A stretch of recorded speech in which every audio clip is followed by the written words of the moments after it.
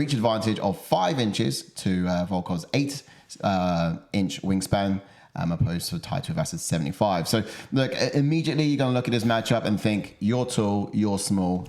You're going to want to get a fight to the ground or getting close, and you're going to be wanting to keep this long working behind your jab. So that's like the story of old. That's the obvious thing. Do you think it'll play out like that? Well, I don't know. To be honest, first of all, let's get into this.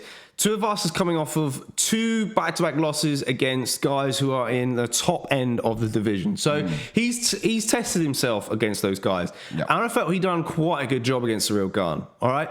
Despite the fact that Cyril did dance around, picked him apart, and, just really wore in his body and got the finish eventually. But let's not forget, Tuivasa did catch Gane, all right? He did knock him down, which is quite impressive. On the other hand, you got Volkov, who... he's fought the who's who in the division, but he's coming off of 2 solid TKO victories, in my opinion. Now, you could say that maybe the Rozenstruik one was controversial. Herb Dean, did he step in too early? After watching it back last night, I felt that it wasn't too early, because if Herb hadn't stopped or hadn't butted in, then I felt that Volkov was going to be controlling him on the ground, because Rozenstruik was on his knees anyways. So there was a TKO coming up. Yeah. It was inevitable. Yeah. So Volkov had that. And then other than that, the Romanov one, again, Romanov was a tricky cat because he's thick, he's big, and he's a heavy wrestler. Once this guy gets you down, you're not getting back up again. He's going to smother you, wear you out. Done well again in the takedown defense. Well, actually, to be fair, I think he may have had to stuff 1 takedown defense, because in that fight I felt that it was a bit odd that Romanov wasn't shooting against Volkov. Volkov's a much more polished striker, but Volkov, man, he just put it on him. Stuffed the takedown, flattened him out on his back, ground and pounded him, and really made Romanov quit, because Romanov, we've seen in his recent fights, he's had a tendency to quit pretty easily. So yeah, it's just when it's not going his way, because he had a hell of a streak. This guy was a revered fighter coming into the heavyweight. He brought a problem which a lot of heavyweights weren't able to solve. That was the wrestling. He did so well. And then, he got broke by, was it Rozenstruik? And then later broke by Volkov. And it's just in those 2 fights, you saw a different guy. I think a lot of people just looked at that and was like, this is not the same Romanov that we feared coming up. Because, he had a heck of a streak. He left a heck of a wake behind him as he came through. But a bit of a different character now. Yeah. But doesn't take anything away from Volkov, who just did it in spectacular fashion. No, and what also makes impressive for Volkov is when you look at his win against Rozenstruik. Rozenstruik has had some losses against heavy hitters. 1 technical striker, which was, of course, Cyril Gane, who's a lot lighter on his feet. And the wrestler of Curtis Blades. And that was it. Yep. So on paper, going into that fight, you probably would have fancied Rozenstruik to get the win there. But it wasn't that meant to be. And, I think that's why it makes this fight ever so intriguing. Because, Tai Tuivasa, he can land heavy against these more technical guys. One thing that can be said about Volkov, and in his last 2 fights, he has made his opposition, who have been revered, feared, and dangerous, look silly. And that's impressive to do against Rozenstruik and against Alexander Romanov as well. So, look, something's swaying in his way. Does that continue to a 3rd fight? Is he going to be able to best Tuivasa again?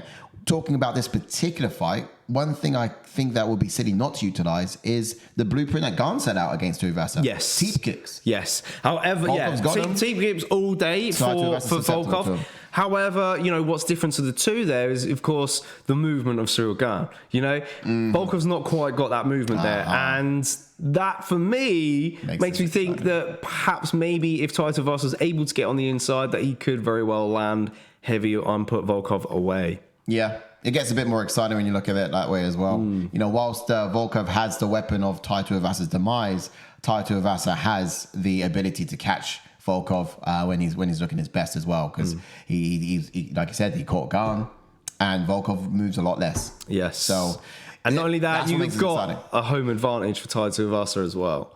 I think that's going to play heavily into this fight, in my opinion. Yep. And look, let's see what the odds are saying here, because this is an interesting one. We've got +164 for Tai Tuivasa and -198 for Volkov. Now, I guess a lot of people are looking at Volkov using the same tools that Gane used to defeat Tuivasa. Wow. A lot of people seeing it that way. And Tuivasa is coming off of 2 straight losses. Volkov's coming off of 2 straight wins. So, look, if you're a betting man, I think Tai Tuivasa is a solid pick. Yeah, it wouldn't be too silly to say so.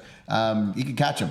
and and look, level of competition wise, yes, Volkov made his recent guys look a bit silly, but Tai Tuivasa has just been grinding his teeth against the best. Let's get those gauges ready. You get chats. I've got a chat. So George Murray says, want to say bam bam KO, but I can see Volkov stealing a decision, but it'll be a barn burner. Tai with stone hands, but Volkov is Dolph Lundgren, the Russian, will come out strong and fast with his range. Yes, indeed. This is why this fight is so intriguing. You're damn right there. If you want to pick Volkov, then Volkov decision is your best bet. Yeah. But, you know. Because Tai Tuivasa is tough. He is. Is tough. And don't even get talking about the power in Sergey's hands. Sergey put him in survival mode quick in that fight. Yeah, but that doesn't happen to Tai Tuivasa. Everything else historically, you've seen this guy weather all sorts. You saw. I'm going to say it. I'm going to say that Khan was somewhat of a tryhard against him because when you look at the way Sergey put Tai Tuivasa away. Oh, it's different though. It's two different styles though. I'm talking about the power. Power is different. Power is different. Khan doesn't have Pavlovich power. No. Khan's going to pick you apart and put you away later on in the rounds, which he did against Derek Lewis prior as well. But the point I'm talking about is that yes, the chin of Tai Tuivasa is pretty incredible. Because not saying that Khan doesn't have the power, he does. But Tai Tuivasa went a good couple of rounds with that. It's just it's another world. Khan's not got one. We won't bring that into the picture. He's not got one punch power. No, we won't bring Sergey into the picture yet either because that's another world. George Murray says, new UFC merch reveal with new UFC 5 game trailer. The new stuff is dope. Picked up in Paris at the meet and greet. I did see that actually. I did see the little people wearing it. It does look good, must admit. Need to see more of it though, I think, in my opinion. I don't think it's even on website yet, to be fair. Because I've even had a little look. But back in and then to this fight, then we should probably get up the gauges to decipher who is going to get the edge. Because I think striking is going to be difficult in this. We know Tai Tuivasa has got power. That's without a doubt. I actually kind of want to give Tai speed as well. Yeah, he's got fast kicks. I would as well. I would just not simply give Tai speed just because Volkov's a little bit slower at throwing those hands, but he does. It's a bit sluggy. And then power, of course. Yes, you got Tai there. Grappling. I think those clinch scenarios against the cage is going to be initiated by Volkov. I know he's a longer guy. I know he's taller, but against the cage, he might see success holding on to Tai, just wrapping up the weapons and then knee in the body. But I think Tai's going to be very strong and very good in reversals. Yeah. Because, I think we saw that against Derek Lewis when he went clinch for clinch with Lewis. Yeah, just kind of shrugged him off. But Tai doesn't want it. He doesn't stay there. He kind of shrugs it off and gets back to the striking, doesn't he? And then I guess it's Volkov who's going to want to do that if the hands are not checked. But what about striking then? So I guess we'll go Volkov because he's got more weapons. Because we've got to look at that teep kick. That comes into striking too. It does. I would say Volkov's got probably more tools in his toolbox in terms of striking wise. Whereas, of course, Tai got a good low kick. Fast hands, power. Fast boxing, more of a heavy hit, similar to a tougher in a lot of ways. So it gives us grappling. What do you reckon, guys? It gives down the grappling for tiebreaker. It does. But George says Volkov will wear Tai down like Khan, but I think Tai will be the one setting the pace.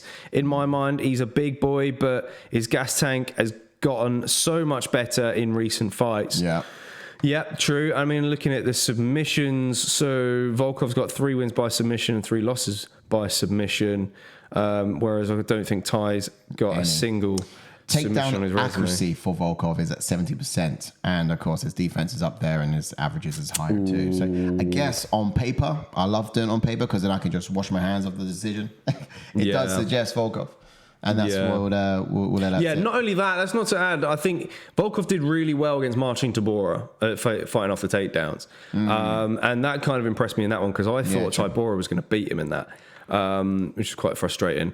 I'm going to have a look now at the number of times. So obviously Aspinall took Volkov down twice. Blades took him down Aspinall 14 times, but Volkov that's Curtis Blades. You're going to expect that. Yeah. Fabricio Verdum took him down twice. Warren Nelson, of course, took him down. These are all grapplers. Defense is still at 73%. Yeah. For guys who can wrestle and can grapple, that's who's taking him down. Yeah. Against people who can't. Tai Tuivasa, who go for it. That. I think he's got good chances.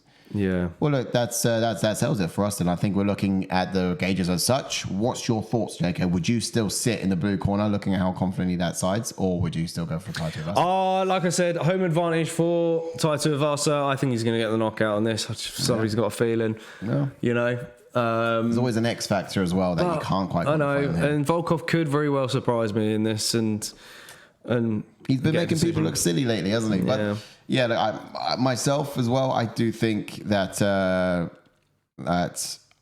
think I'll go with. Oh no, I feel sick now. Okay, I'll go Volkov in this one. Whoa! I'll go Volkov. The tools. Nah, but then I guess movement as well. Nah. He's going to be on the outside for the majority of the fight, I think. Yeah. And how much do you reckon Tai Tuivasa would have learned from his last one?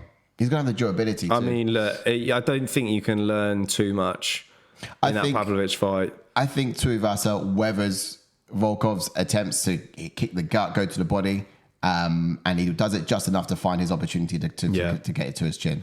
Because he doesn't need 3 rounds. I think Tai Tuivasa can find Volkov's chin in like the first or second. The way he moves is quite good. So I guess I'm in the red corner now with Tui.